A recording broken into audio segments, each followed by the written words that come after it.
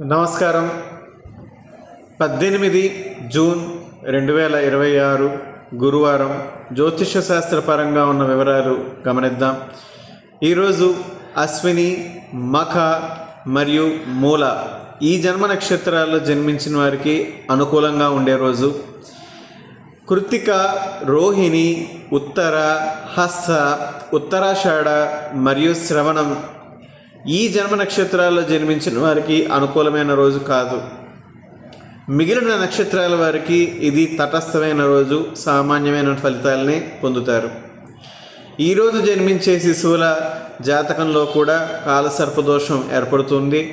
కాబట్టి 18 రోజుల రాహుకేతు పూర్ణకుంభ శాంతి జపం జరిపించుకున్న తరువాతనే వారికి నామకరణ చేయండి. ఈరోజు పంచాంగ పరంగా చూసుకుంటే సంకష్టహర చతుర్థి వ్రత దినం. ఆ విఘ్న అధిపతి అయినటువంటి గణపతిని పూజించడం వలన మనం తలపెట్టిన పనుల్లో ఏవైనా ఆకస్మిక విఘ్నాలు ఎదుర్కోవాల్సి వస్తే అవి తొలగిపోతాయి లేదా వాటి తీవ్రత తగ్గుతుంది.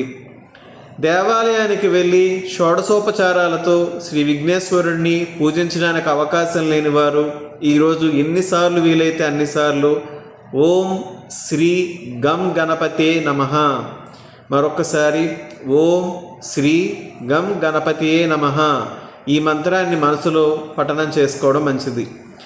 జ్యోతిష శాస్త్ర పరంగా ఈరోజు మరొక ముఖ్య విషయం, గురువారం రోజు పుష్యమి నక్షత్రం.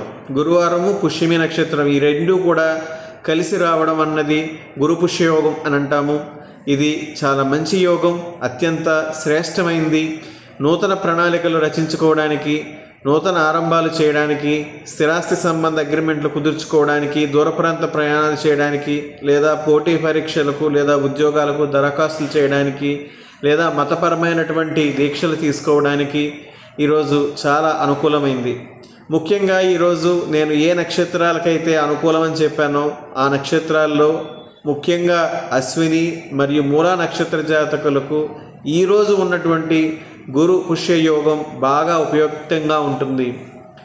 కాబట్టి అశ్విని మరియు మూల నక్షత్రాలకు చెందిన జాతకులు ఈరోజు చక్కటి ప్రణాళికలు మీ యొక్క జీవితానికి, మీ జీవిత స్థిరత్వానికి సంబంధించినవి తీసుకోవచ్చు. అదేవిధంగా నేను కోరేది ఒక విషయం ఉంది. మీ బిడ్డలకు వారి యొక్క జన్మ నక్షత్రం అసలు తెలుసా తెలియదా, ఇదొకటి మీరు పరిశీలించండి. అలాగే 27 నక్షత్రాలని వరుస క్రమంలో అశ్విని నుంచి రేవతి వరకు మన బిడ్డలకి తెలియచేయండి. ఎవరికైతే అసలు వారి జన్మ నక్షత్రం కూడా తెలియదో వాళ్ళకి అసలు నక్షత్రము, రాసులు, లగ్నాలు ఈ యొక్క వివరాలు అర్థం అవ్వవు. వాళ్ళు కంప్లీట్ వెస్టర్నైజ్డ్ ఎడ్యుకేషన్ సిస్టంలో ఇలాంటివి వాళ్ళకి నేర్పట్లేదు. చిన్నప్పుడు మీకు గుర్తుండే ఉంటుంది, చాలా చక్కగా పౌర్ణమి, అమావాస్య, శుక్లపక్షం, కృష్ణపక్షం, నక్షత్రాలు, తిథుల పేర్లు అన్నీ కూడా మనం చదువుకున్నాం.